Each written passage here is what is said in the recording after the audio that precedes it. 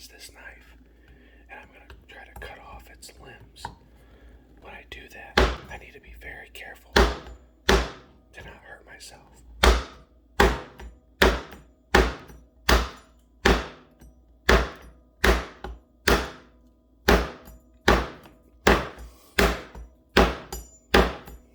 As you can see, I'm being very careful. I'm trying to use the up and down motion. That way, no one gets hurt and everything is safe. You can always take a steak knife too.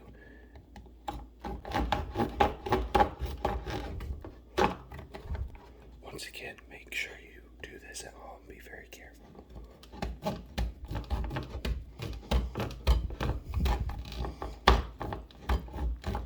Oh, that's working just perfect. So now I'm going to go back to this. Once again, when you go up and down, you want to make sure you go in the same spot. Some people like to miss, and when they miss, they'll cut themselves, but I never miss.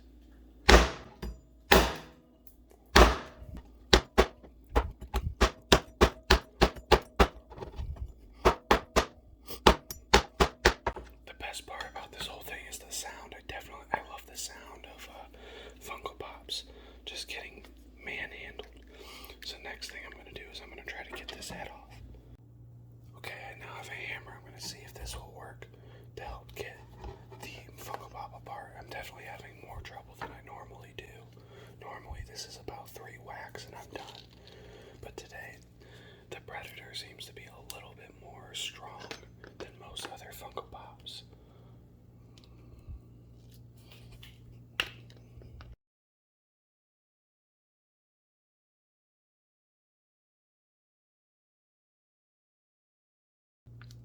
As you can see, the more you pull, the glue and the head will come apart.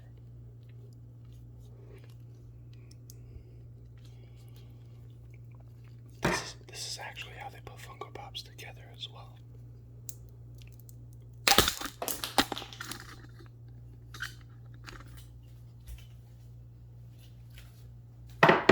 That worked perfectly as I expected. So now the head and the body have been separated. Now we're gonna go back to carefully whacking the living shit out of this fucking thing, okay? Like I said before, keep your fingers away, and when you come down, make sure you come down here and not on your fingers, because that would hurt.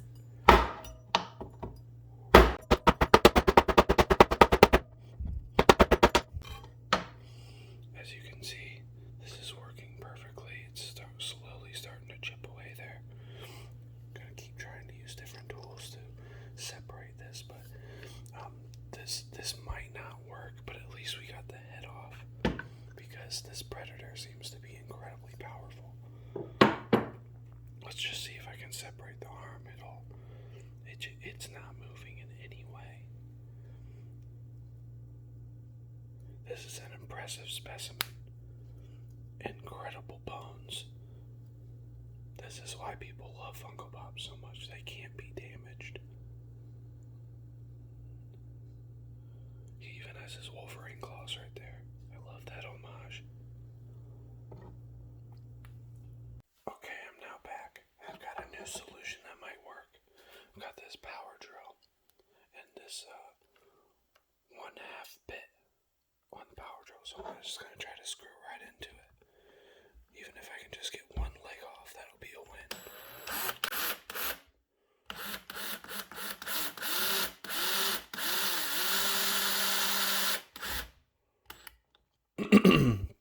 A lot of people say don't try this at home, but I highly recommend you try this at home. Don't sell yourself short. Try anything and everything you want to try.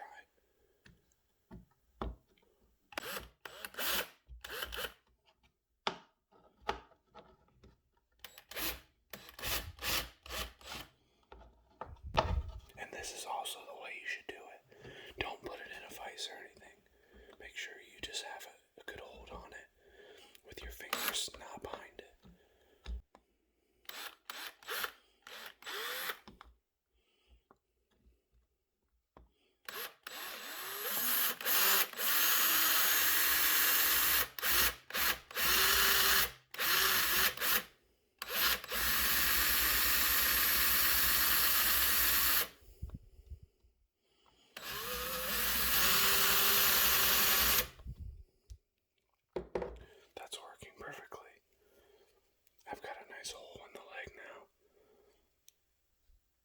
as you can see right there.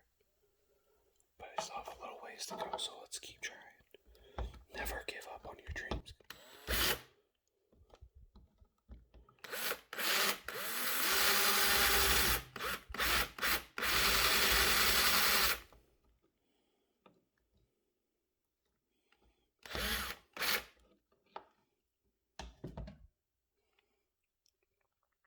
Okay, it's starting to move a little bit. Let's go to the back side and see if I can finish this off.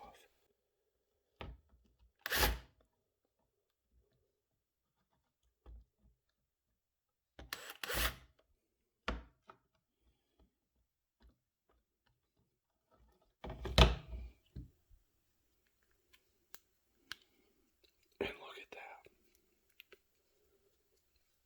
It's that simple. It really is that simple. So hopefully this helps you guys at home on how to take those apart. So I'm just going to do that. And now I'm going to take the comic book and I'm going to add some articulation to this figure. Okay, I've got my favorite comic book. Set the tools aside. You don't need those for right now. And you're just going to rip out one page per limb. So I'm going to rip out this page, which is a great page. And then this page too. The head and the legs. And now, I just have to make these to the length that I want them to be able to bend to. So I want my articulation of the head to be very long, because that way he can turn his head full 360 all the way around. So I've got this, and I've got my tape. Just gonna put a little tape down here, and then put a little bit of tape on this figure.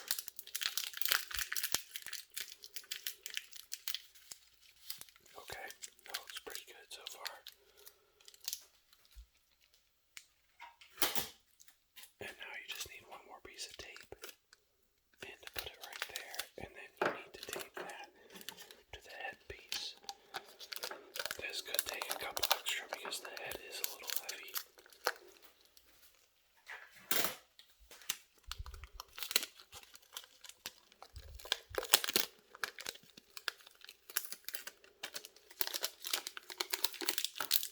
Look at that. Absolutely beautiful.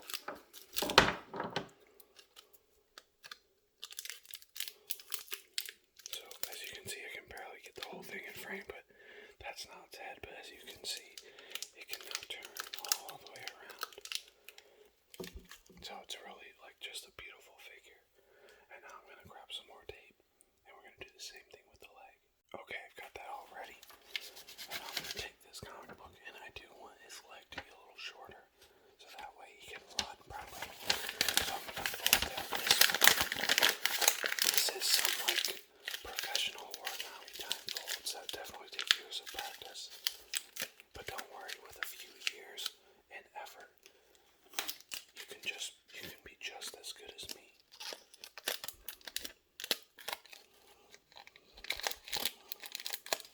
I'm going to take this to the body, just like that. Make sure you watch that. If you need to go back and watch it on replay, you can, because it takes a very specific way to make sure it sticks perfectly. And then you want to flip it over and do the back side.